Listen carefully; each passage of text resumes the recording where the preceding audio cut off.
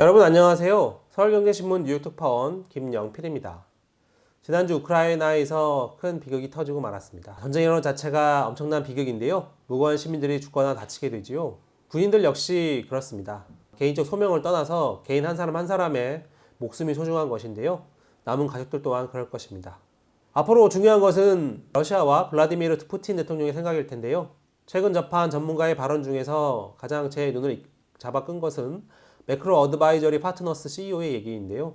그는 중국은 경제와 혁신, 기술 측면에서 미국과 슈퍼볼, 즉 미식 축구 얘기하는 거죠. 슈퍼볼을 하기를 원하고 또 자신들이 미국을 이길 수 있다고 생각하는데 푸틴은 경기장을 불태우고 모든 사람을 죽일 준비가 돼 있다. 이렇게 말했었습니다. 즉 중국은 어느 정도 틀 안에서 같이 경쟁을 하고 대립할 수도 있는 상황이지만 푸틴 대통령은 상황에 따라서 판 자체를 아예 깨버릴 수 있는 그런 위험성이 있는 인물이라는 건데요. 마치 자신들이 치명적인 손해를 입더라도 다 같이 죽자 이렇게 나올 수도 있다는 겁니다. 그런데 이런 러시아가 우크라이나를 침공했는데 증시가 오르는 이상현상이 발생했습니다. 상식적으로 생각하면 이해가 어려운데요. 전쟁이 일어났고 사실상 전면전인데 증시가 뛴다니 참 납득이 되지 않습니다. 심지어 연 이틀 2% 이상씩 오르기도 했었는데요. 이를 이해하기 위해서는 백밀러론을 알고 계시면 좋을 것 같습니다.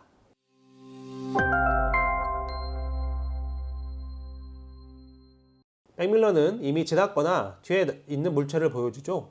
반면 증시는 항상 미래를 반영합니다. 앞으로 어떤 일이 벌어지지? 무슨 일이 있을까? 이렇게 계속 따지는 게 증시 투자자들인데요. 향후 이익 전망과 금리 환경 등이 중요한 겁니다.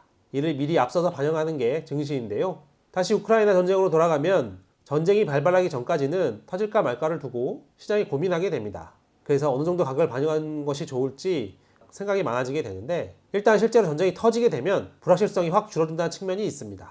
터질지 말지 몰라서 고민했는데 이게 터졌으니 앞으로는 전쟁을 하는 것이다. 이렇게 기본적인 생각을 갖게 되고요.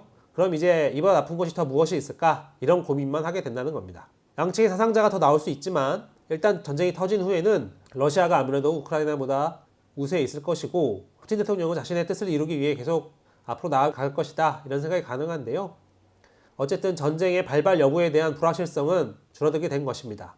사람의 생명이 달린 일에 불확실성을 얘기한다니 좀 그렇지만 돈을 쫓는 월가 속성이 그렇습니다. 예를 들어 고용지표가 나쁠 것이라고 계속 예상해 시장이 좋지 않다가 실제로 안 좋게 나오면 이제 고용지표는 지나간 이슈다 그러면서 매입사가 나오는 것이 시장인데요. 실제로 그래서 월가에서는 백밀러 지나간 지표는 백밀러로 보는 것과 마찬가지다. 이런 얘기를 많이들 합니다.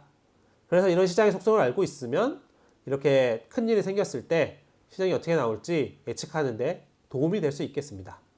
그래서 이번 주에는 백밀러 이 부분을 다뤄봤고요. 다음 주에도 좋은 상식으로 여러분들을 찾아뵐 수 있도록 노력하겠습니다. 감사합니다.